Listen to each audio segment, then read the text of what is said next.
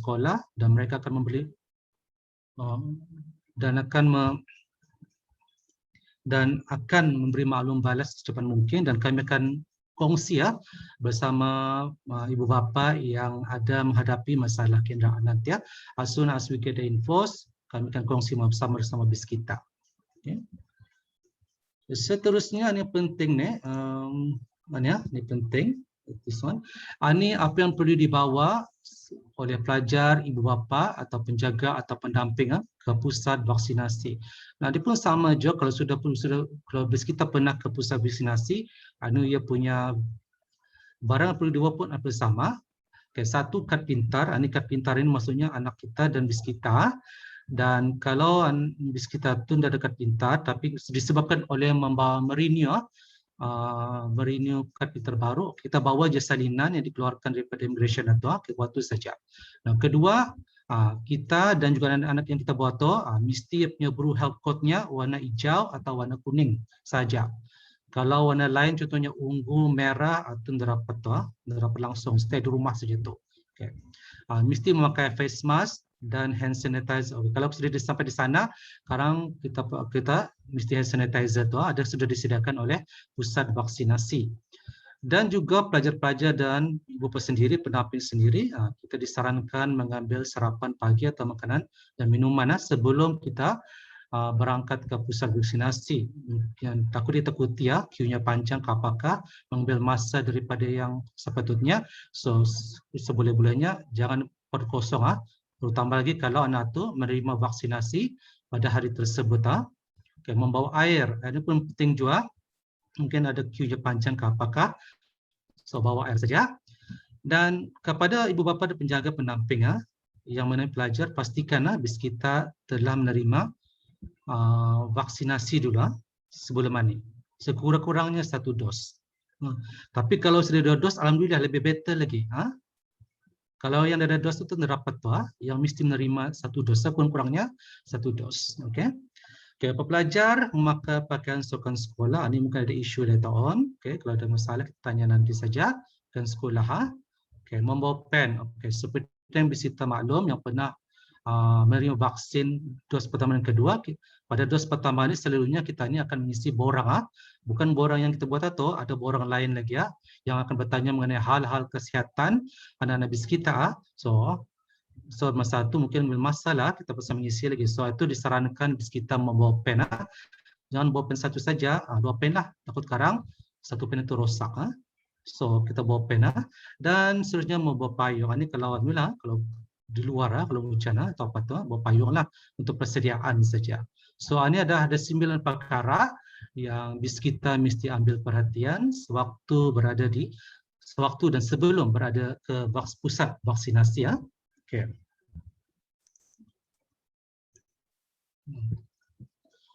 Okay, ini mesti pantau sebelum ke vaksinasi. Okay, kalau anak-anak bis kita macam sakit, kurang sihat, itu anda perlu datang ke pusat vaksinasi, maklumkan saja kepada guru kelasnya yang bis kita dapat sebenarnya kita sakit.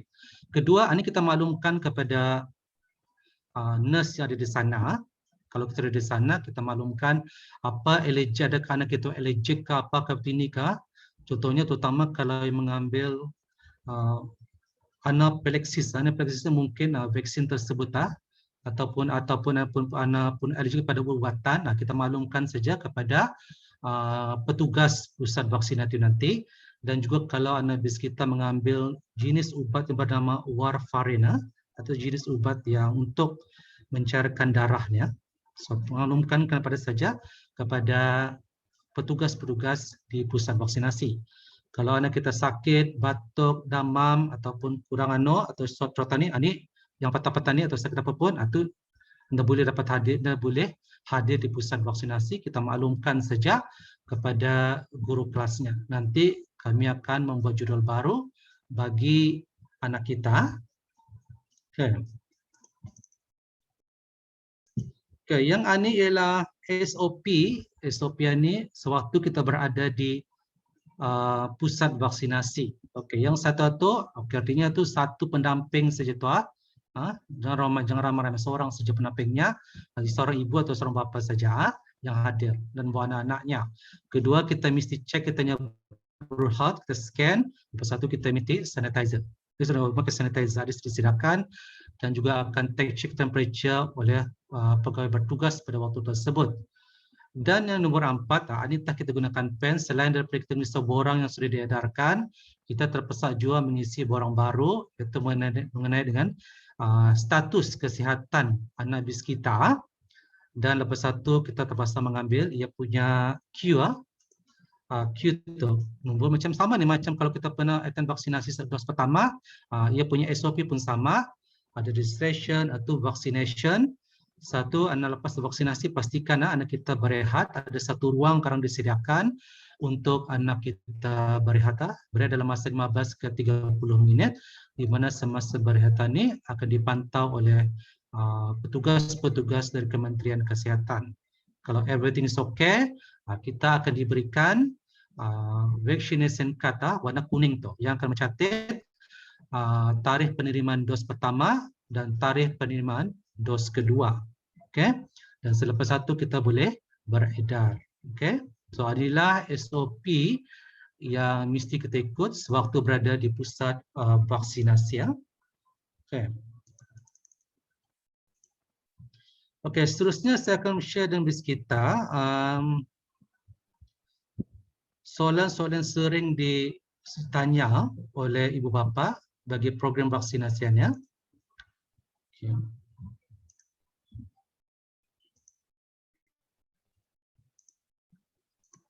Okay. Sebelum kita bertanya soalan-soalan, mungkin soalan sudah dijawab dalam soalan yang sering ditanya oleh ibu bapa atau penjaga. So kalau ada yang lain daripada ini, kita boleh tanya selepasannya. Okey, ya, seperti yang dimaklumkan tadi, vaksin yang digunakan bagi pelajar berumur 12 tahun hingga 17 tahun ialah Pfizer. Dan Pfizer ni seperti yang saya maklumkan tadi ada dua jenis, ada dua dos pertama dan dos kedua. InsyaAllah dos pertama bulan November berdapat dan dos kedua akan pada bulan Disember. Okay. Nah, vaksin ini digunakan oleh bukan sahaja Brunei, tapi banyak-banyak negeri. Ada 79 buah negeri menggunakan vaksin Pfizer-nya, iaitu US, UK, Singapura dan juga Malaysia. So, maksudnya selamat seramai negeri menggunakan vaksin Pfizer ini. So, bagi pelajar-pelajar yang di bawah umur 12 hingga 17 tahun, tidak ada menggunakan Moderna ataupun Sinopharm ataupun AstraZeneca, mereka hanya diberikan Pfizer saja. Okay. Adakah ia selamat? Jawapannya selamat. Ia telah percubaan telah pun dibuat lebih dari 10,000 volunteers didapati yang ini vaksin Pfizer ni selamat bagi kanak-kanak di bawah di antara umur 12 dan 12 tahun ke atas. So semua pelajar-pelajar berumur 12 hingga 17 tahun akan menggunakan vaksin sama, itu Pfizer. Okay, this one.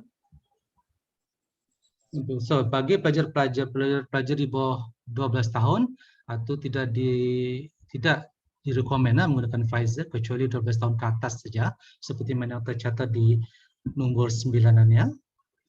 Okay. Okay. Untuk memberikan vaksin ini, kami mengucapkan terima kasih kepada semua ibu bapa dan penjaga kerana memberikan kebenaran kepada anak bis kita untuk menerima vaksin ini, di mana 550 pelajar SMA RIPAS telah bersetuju membenarkan anak mereka divaksin menggunakan vaksin Pfizer. Dan dia ada dos juga tadi, and then ia dua dos ini, dos pertama yang sama-sama tadi ada bulan Oktober dan dos kedua bulan Disember. So dos pertama selepas 21 ke 28 hari menerima dos pertama, pelajar tersebut akan diberikan dos kedua. Das saya bulan Disember, yang menerima dos kedua. Dan dos ia diinjek di kawasan otot pelajar, otot lengan tangan pelajar itu, muscle of your child's upper arm, bukan di urat tapi lah muscle tu dah menginjek. Okay. Dan untuk mencapai tahap optimal protection, ia memerlukan 2 dos. Tapi kalau semasa 1 dos, ada nanti kami maklumkan kalau ada masalah dengan dos pertama, apa terkait SOP-nya seterusnya. Okay, bagi penerima Pfizer selepas menerima dos kedua, pelajar-pelajar tersebut tidak memerlukan booster. Tidak payah lagi tidak perlukan booster. Sebabnya di sini no evidence for boosters for the vaccine, dan jika ia diperlukan, pihak sekolah akan maklumkan ibu bapa. So far tidak perlu lagi ya. Kita dorong memerlukan dos pertama dan dos kedua saja. No, inilah kriteria pelajar yang tidak sepatutnya vaksinasi. Kita pantau anak kita ya. So kalau pertama bagi pelajar-pelajar yang mempunyai allergic reaction yang teroka, maksudnya di sini kalau anak kita tu sensitif pada anaphylaxis tu. Kalau sensitif pada ni, mungkin ia tidak boleh menerima vaksin Pfizer itu. So nanti kalau kita ke pusat vaksinasi, kita maklumkan saja kepada petugas atau nurse di sana, kita tanya di sana sebenarnya anak kita tu allergic atau tidak, maklumkan saja. Kedua, bagi pelajar-pelajar yang mempunyai alahan yang teroka selepas menerima vaksin pertama. Yang sebelum itu okey, tapi sudah menerima vaksin pertama, data allerginya teroka. Ini kalau pelajar-pelajar macam ini tidak dibenarkan menerima vaksin kedua ni. Atau tidak dapat tu. Okey, apa dimaksudkan dengan di sini? Okey, pelajar-pelajar ini kata dimaksud di sini pelajar-pelajar yang menerima yang allergikannya, yang teruk, ia akan diberikan adrenaline atau efferpena, ubatnya tu bagi pelajar allergic. Yang dimasukkan dengan allergic yang teruk di sini ialah artinya selepas dalam masa 4 jam ia berinjek itu, selepas 4 jam kita nampak ada simptom-simptomnya. Simptom-simptom yang allergic reaction-nya, yang allergic teruk ialah hives, swelling bangkak ataupun masalah dengan pernafasan, masalah pernafasan. Ini kalau kita nampak terjadi pada anak kita dalam masa 4 jam, dalam masa 4 jam semasa dos pertama, ini artinya alerginya teroka. Okay. Bagi pusat vaksinasi bagi daerah Tutong, ini masih dalam perancangan Dewan Sri Kadangan Pekan Tutong. Kami akan maklumkan yang updatednya, venue di mana, jadualnya di mana, jamnya di mana, dan tarikhnya di mana. Okey.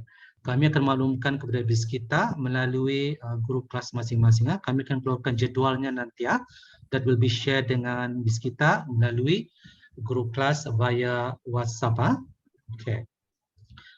Okay, this one apakah common sense? Ini yang biasa-biasa terjadi lepas menerima vaksin dos pertama atau dos kedua vaksin, apakah ia punya kesan sampingan? Okay. Satu, kawasan tempat klinik juga telah lengan tangan orang itu atau masal dalam salah itu ada orang sakit atau bakasi kita merah-merah, atau karena masalnya tu sakit, joint itu ada rasa sakit, pun saya sendiri pun ada merasanya sandang merah itu ada tu. And then otot itu pun sakit tu, joint itu. Tidak pernah lama tu dalam sehari 2 saja, ataupun ada rasa damam-damam ke ataupun dingin-dingin dan sakit kepala tu, tapi tidak lama sekejap saja. So kalau yang itu yang kalau macam ada rasa gatal-gatal tempat bekas trauma injek tu, jangan kita scratch lah, kita tekan saja. Kadang gatal itu menunjuk apa tu. Kadang ada juga gatal-gatal kan mengukut, jangan kita kukut. Okay, kedua, kalau macam kadang macam damam itu ini, kita makan paracetamol.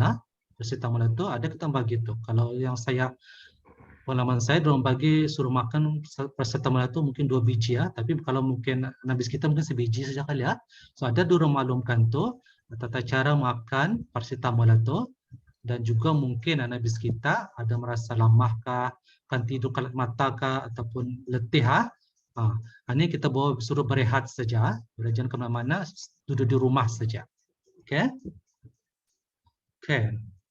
Seterusnya, Kalau anak bis kita tu selepas dia berinjek, sama ada injek pertama atau dos kedua, ia ada mempunyai masalah simptom yang teruk, yang saya sebut tadi simptom yang teruk atau lebih daripada 48 jam, maksudnya lebih 2 hari, dia punya tu hari pertama teruk, hari kedua teruk, tu kita bawa ke hospital lah, kita jumpa doktor dan kita maklumkan kepada doktor yang anak kita telah pun menerima vaksinasi COVID-19, vaksinasi itu maklumkan kepada orang.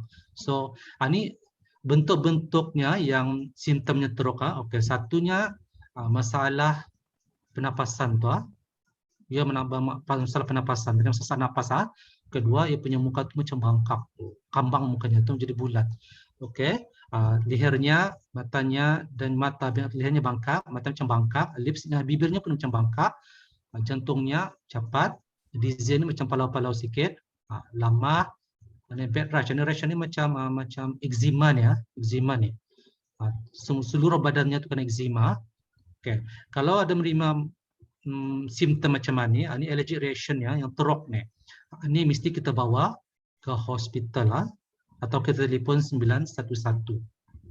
Tapi sebaiknya kita bawa ke hospital lah. Mengenai masalah jantung, ini jarang berlaku katanya. Ini maksudnya jarang berlaku. Jarang berlaku lepas menerima vaksin ini, tapi jarang berlaku. Adolescent di sini antara I think 12, cek pesan. Umur di antara adolescent di sini umur 10 hingga 17 tahun. Sebelum 17 tahun, yang adult sana artinya yang 18 tahun ke 22 tahun. Itu ini yang kadang yang very rare lah, jarang berlaku masalah jantungnya. Apa yang harus dibuat pada pelajar-pelajar selepas vaksin pertama dan vaksin kedua? Pelajar-pelajar dimestikan berehat kerana di rumah saja dalam masa seminggu ke 2 minggu selepas vaksinasi. Jangan dibawa ke hutan, jangan dibawa hiking, jangan dibawa swimming, jangan dibawa basikal, main bola. Di rumah saja, kerana di rumah saja, dan perlu buat aktiviti. Kalau kan beraktiviti selepas sihat sudah, selepas 2 minggu itu nanti tidak mengalami apa-apa simptom. Ini sama je tadi, kalau kita dalam masa selepas vaksinasi tersebut, kalau ada masalah kesihatan, maklumkan saja bawa ke hospital dan maklumkan saja telah menerima vaksinasi.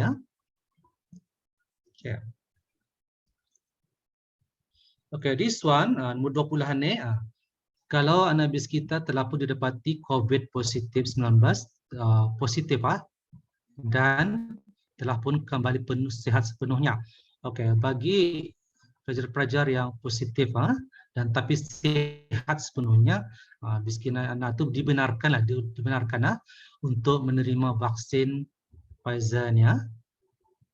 Ada masalah tu, benarkan. Tapi pastikan ia sihat sepenuhnya dan telah pun dibenarkan oleh doktor.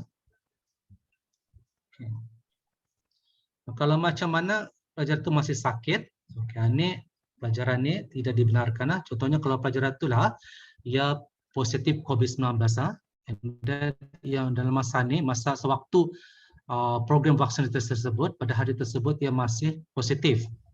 So ini durang ini tidak dibenarkan ke vaksinasi, tidak dibenarkan mendapat injectionannya selama 6 minggu selepas 6 minggu daripada ia didiagnosis didapati positif 19, dan juga semasa isolation tu. So durangan ni yang positif ni, as saya mention awal tadi, mereka hanya dibenarkan selepas mereka sembuh sepenuhnya dan juga selepas isolation period.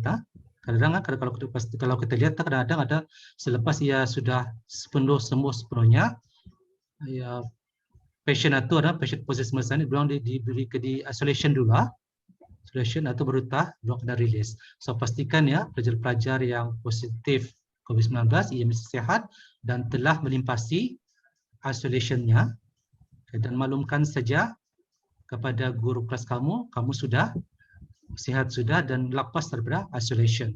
berita kami akan berita pihak sekolah akan membuat jadual vaksinasi bagi pelajar-pelajar tersebut. Okey. Kalau sehat, kalau tadi 22 ni, kalau sakit apa ini, macam biasa maklumkan saja kepada guru kelas dan kami pihak sekolah dan juga MOH akan membuat schedule baru untuk vaksinasi bagi pelajar tersebut. Okay, seperti yang saya maklumkan tadi, ibu bapa hanya diberikan seorang saja untuk menemani anak-anak bis kita sewaktu vaksinasi tersebut. Ini untuk mengelakkan kesesakan dan juga untuk memastikan perjalanan vaksinasi di pusat berkenan berjalan dengan lancar seperti mana yang dirancang itu. Nah, kepada pelajar-pelajar anak-anak bis kita, pastikan sebelum bis kita ke pusat vaksinasi, pastikan anak kita tu register. Jangan kita di pusat vaksinasi baru kita meregister BRUHEMS. Pastikan anak-anak bis kita dalam minggu ini atau sebelum vaksinasi, sebelum kita ke pusat vaksinasi, pastikan dorang ni ada BRUHEMS sudah. Sebabnya ini penting BRUHEMS ni. Kalau di sana baru kita akan membuat atau mungkin mengambil masa lagi dan akan memudahkan mungkin payah sikit lah. So, pastikan sebelum ke pusat vaksinasi yang anak bis kita sudah register sudah. Okay, ini sama je tadi. What documentation yang saya mentionkan, apakah documentation yang perlu kita bawa? Okay, consent form yang tadi yang sudah kami edarkan. Okay, itu kita bawa. Pastikan ini lengkap. Itu ini. Okay, hospital card, kalau kita ada hospital, kalau anak-anak kita ke hospital ada kan dia punya record booknya tu, itu kita bawa IC-nya dan barang-barang dokumen-dokumen yang saya mention awal-awal tadi juga. So inilah documentation yang harus kita bawa semasa vaksinasi. Okay. Apa harus kita ni buat kalau anak kita tu dah hadir pada vaksinasi tersebut? Okay, now. Sebaik-baiknya kalau tidak ada masalah yang pastikan bis kita hadir seperti mana yang dijadualkan, tarikh dan masa yang dijadualkan. Ini seperti yang saya mention awal-awal dan juga untuk membantu pekerja-pekerja pusat vaksinasi supaya ini terlampau sasak ramai. Saya maklumkan awal tadi kan kita ni ada 540 pelajar yang akan divaksinasi. So kalau kita tidak ikut jadual yang diberikan itu mungkin ia akan overlaps dengan jadual orang lain. Okay, so pastikan sajalah kita hadir pada waktu yang dijadualkan, pada masa yang dijadualkan. Tapi jika ada masalah-masalah berbangkit yang tidak dapat dielakkan, mungkin contohnya sakit pada auto-auto, kita pastikan saja kita maklumkan kepada guru-guru kelas anak-anak bis kita yang kita dapat hadir dan kami pihak sekolah akan membuat jadual baru pada akan datang dan kami akan maklumkan tarikh yang baru itu kepada bis kita melalui guru-guru kelas. Okey. Okey, nah. Adakah mandatory? Adakah satu kemestian? Jawapannya tidak.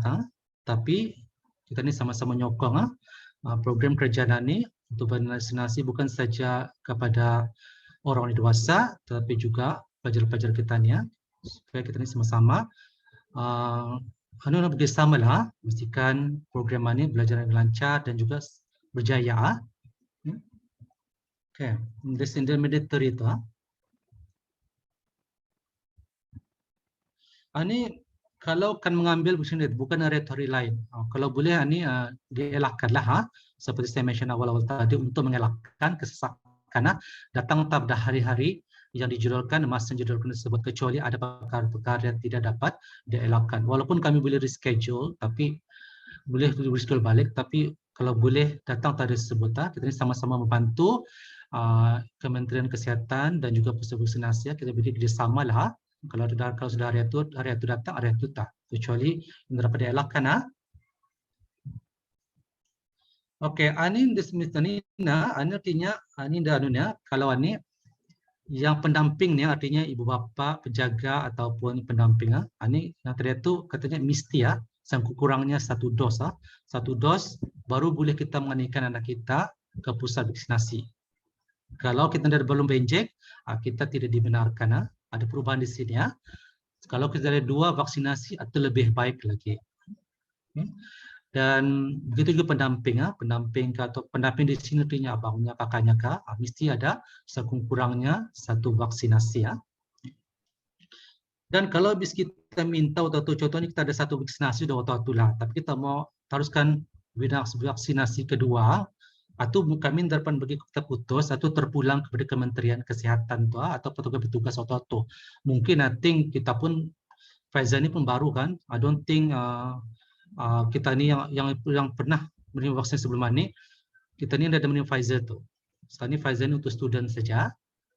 Nah, so kalau kita vaksin kedua, pasti kita tunggulah.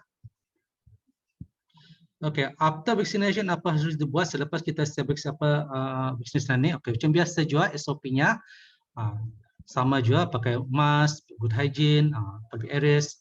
Kalau sakit di rumah saja, hand care skin. Ini yang nombor 30 ini apply to semua penduduk negara bersalam. Dikira vaksin atau vaksinasi, ini SOP-nya. Oke.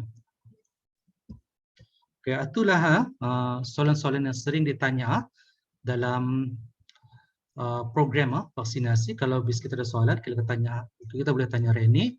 Beta tanya Reni ya. Kalau kita tanya melalui guru kelas, lama lagi.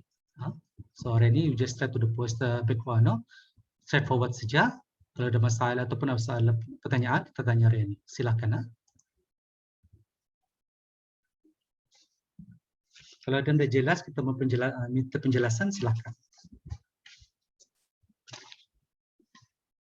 Bu Bapak, kalau akan bertanya, silakan. Kalau kita mau bertanya, kita boleh type dalam chat. Ada chat sini, kita boleh type.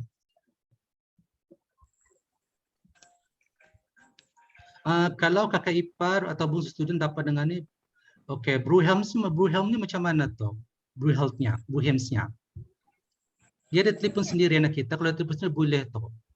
Ya, karena anak tu buat telefon, yang mesti buat telefon tuh. Dalam teleponnya tu mesti ada yang punya Bruhelm.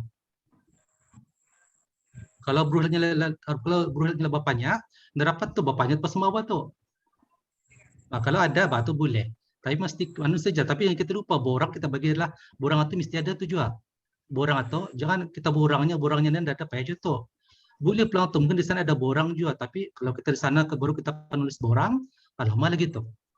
So pastikan kepada pendamping, pastikan saja anak yang kita bawa tuh ada Bruhelmnya sendiri, ada handphonenya sendiri ya. Oke, terima kasih sama. Saya menambah, pastikan juga pendamping kalau bukan bis kita, atas kebenaran bis kita lah. Misalnya jangan pulang anak bis kita yang memilih siapa akan dijadikannya pendamping tanpa kebenaran bis kita. Biar bis kita maklum dan kita pun membenarkan pendamping itu bersama anak bis kita lah.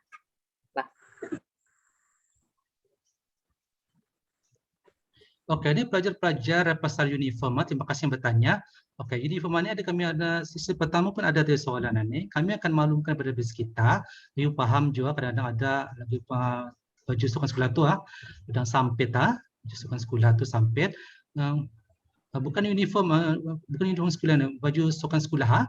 Oke, kami akan maklumkan bis kita sama ada dibenarkan atau tidak memakai pakaian lain daripada baju sukan sekolah. Sebabnya ini one of the SOP yang kami terima dari Kementerian Pendidikan yang mengarahkan pelajar-pelajar memakai pakaian sukan sekolah. Tapi kami pun maklum juga kadang-kadang tahun 11 kan ada yang sampit sudah, lengannya pun sampit.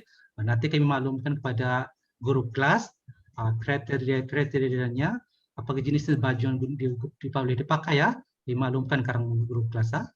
Terima kasih. Assalamualaikum warahmatullahi wabarakatuh. Salam. Akan bertanya kita, area itu ada untuk mengisi borang kan, tapi kita ini dipahamkan untuk membaca akibat-akibat dari vaksinasi kan, umpamanya macam sakit kepala, boleh mengakibatkan yang lain lah, maksudnya itu kan yang seperti diterangkan di bawah itu kan, bawah borang itu kan. Yang dipahami juga vaksin ini masih dalam kajian. Jadi kenapa ya masih diluluskan untuk digunakan pakai, masalahnya itu. Itu saja. Oke. Oke, terima kasih. Oke, itu di mengenai itu mengenai diguna pakai itu atau di luar bidang kuasa kami, kami diarahkan untuk program ini sajalah. Kalau macam kenapa vaksin itu atau bukan adalah kalaupun kurang pastilah, tapi itu yang disarankan oleh Kementerian Kependidikan pada kami. Ya, macam jadi kemuskilan pulang tu menjadi kita ni tanda tanyakan. Pasal dia masih dalam kajian, takut nanti ada side effect-efeknya kan, yang sudah dijelaskan di sana lah. Jadi kita ni macam ragu-ragu sudah jadinya apabila membaca itu kan keterangan-keterangan itu. Apabila dibacakan ke anak-anak pun macam takut jadi anak-anak pulang jadinya. Jadi menjadi masalah kenapa ia ditimbulkan di sana kan kalau mau digunakan pakai sepatutnya ada kesan-kesan itu yang dijelaskan lagi kan macam kita tidak boleh ngambil tindakan itu memanglah kita tidak boleh ngambil tindakan tapi kenapa ia masih dalam kajian atau ia masih digunakan pakai juga sebelum diluluskan ya.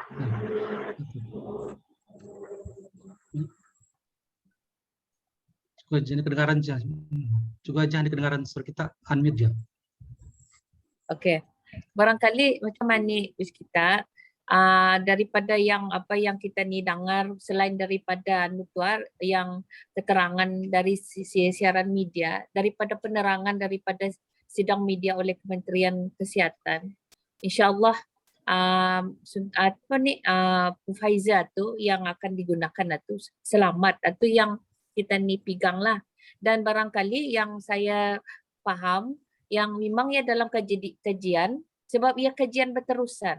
Kalau kajian berterusan artinya kita ni pun yang vaksin oleh untuk orang dewasa pun memang kajian itu secara berterusan untuk memantau impaknya sebenarnya.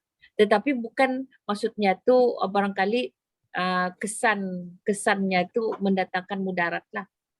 Kita ni ambil baik saja bis kita. InsyaAllah. Okey, terima kasih. Sama. Oh, ini soalnya kanak-kanak ini mendaftar ke dulu di Oke, mendaftar dulu kanak-kanak. Kalau indah dan dulu kalau dia ada beruhat, kalau dia ada beruhat, ya mesti ada beruhat, mesti mendaftar dulu. Yang sisir ini ada bertanya sama nih sama sisi kedua. Kalau kita attend yang tadi sudah sama nih sama sisi ini. Sama sisinya tuh. Ada lagi soalan daripada ibu bapa penjaga?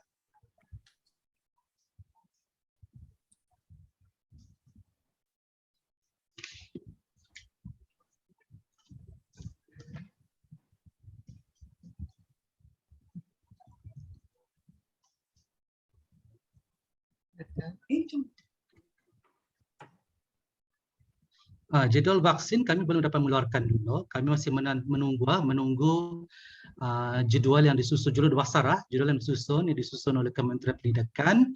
InsyaAllah mungkin tidak tahu lah mungkin dapat ke seterusnya. Tapi kalau ada, kami akan maklumkan terus kepada ibu bapa penjaga melalui guru kelas masing-masing. Tapi setakat hari ini kami belum lagi menerima jadwal tersebut. Dan pusat vaksinasinya pun kami belum tahu lagi, belum lagi menerima. Tapi when we have it, we share with you. Sementara menunggu jadual itu barangkali kita sediakanlah semua dokumen yang diperlukan. Jadinya apabila sekarang dikeluarkan jadualnya, tidak ada masalah lagi.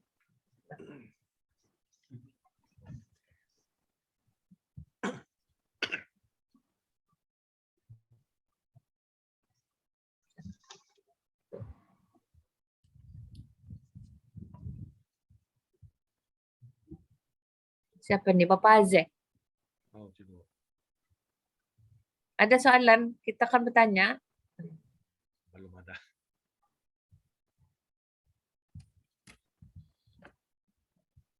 Dr. Khalid J. Ada. Dr. Khalid J. Oke, ada. Tidak ada. Kalau tidak ada bergambar, tapi tani dulu sekejap. Aha. Tahun berapa dulu kena vaksin? Oke, ini judulnya nanti most likely ya vaksin tahun 789 atau dulu tuh 10 sampai selepas 1.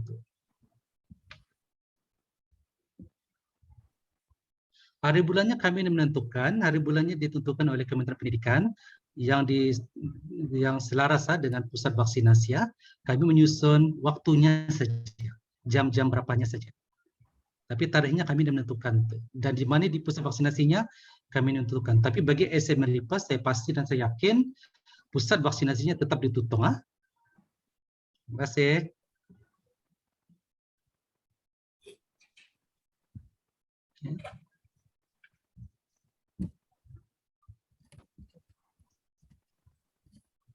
Apa J? Ada? Oke. Oke. Kesempatan ini saya bagi pihak sekolah mengucapkan berbanyak-banyak terima kasih kehadiran bis kita, ibu bapa penjaga dan pendamping untuk mendengar taklimat program vaksinasi bagi pelajar tak berumur 12 hingga 17 tahun. Apa yang kami harapkan pihak bis kita akan memberi kerjasama dalam menjalankan program ini supaya berjalan dengan lancar, dan pihak sekolah juga mengucapkan berbanyak terima kasih dengan soalan-soalan yang disoal tadi. Dan sebelum itu saya jemput sekali lagi Cikgu Azrin untuk membaca surah Wal-As. Silakan Cikgu Azrin. Bismillahirrahmanirrahim. Wal-'asr innal insana lafi khusr illa allazina amanu wa 'amilus shalihat wa tawasaw bil haqqi wa tawasaw bis sabr. Shadaqallahul 'azim. Terima kasih juga Azrin. Sebelum itu boleh kita buka kita punya Gambar gambar. Cikgu Azman menggambar. Oke, Pak. Azman, oke. Nah, kita buka kita punya video, ada gambar video itu buka on saja. So nampak mati kita. Oke.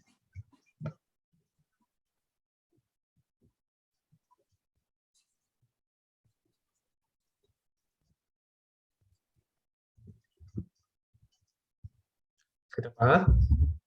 Sudah?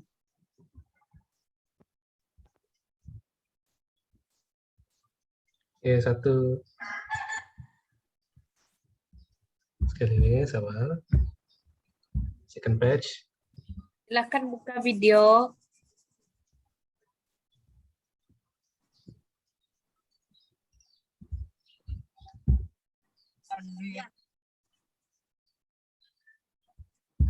Oke, lagi sekali. Freestyle. Mana freestyle-nya? Nah. Oke, second page freestyle kita. Mantap kan ya. Oke, dan. Oke, thank you. Juga sebenarnya. Haji Hamdan ada soalan, kita angkat tangan. Haji Hamdan, ada soalan. Haji Ahmad. Haji Hamdan, ada soalan. Kita angkat tangan dalam kita punya screen. Nggak ada lah ya? Nggak kedengaran suara kita, nggak kedengaran. Nggak ada? Mute. Kedengar. Oh, oke. Kalau bis kita ada soalan, kita boleh tanya kita boleh teks saja guru kelas 1, guru kelas kita, dan kami akan jawab secepat mungkin. Oke, dan itu sudah baris tadi pada begini. Diucapkan terima kasih.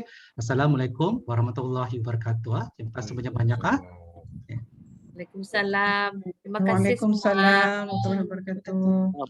Assalamualaikum warahmatullahi wabarakatuh. Waalaikumsalam warahmatullahi wabarakatuh.